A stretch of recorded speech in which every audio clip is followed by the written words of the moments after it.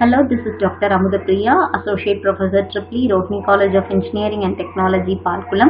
We are discussing about the course Power System Operation and Control, and in this lecture we will discuss about the incremental cost curve.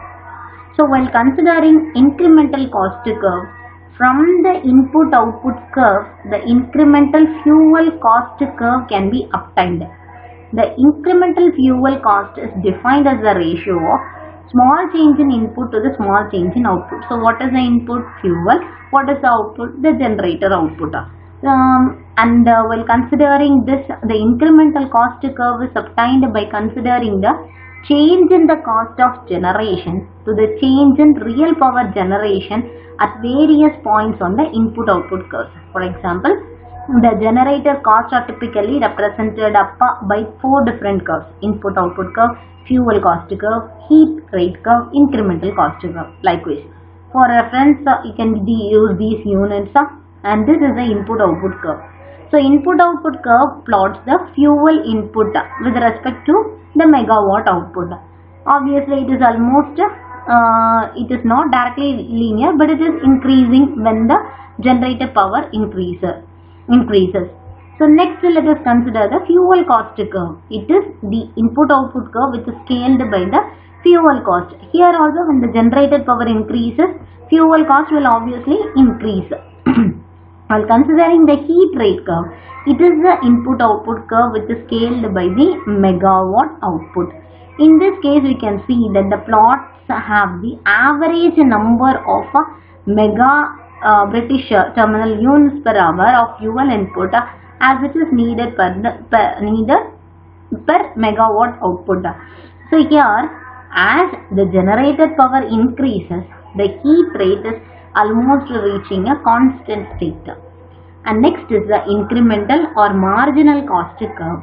So what is the importance of this curve? Actually, it plots the incremental the rupees per megawatt hour as a function of megawatt. So how it has been important? Generator cost curves are usually, they are not smooth. However, the curves can usually be adequately approximated using a piecewise smooth functions.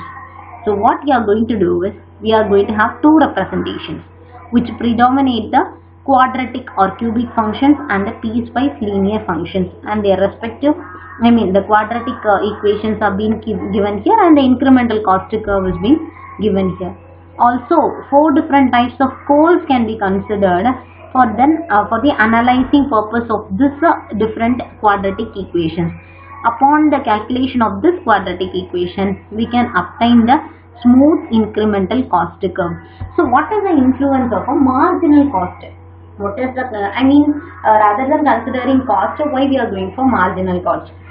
We can understand that marginal cost will provide the percentage level. So we can easily identify whether the cost is increasing or decreasing when compared to the historical ones.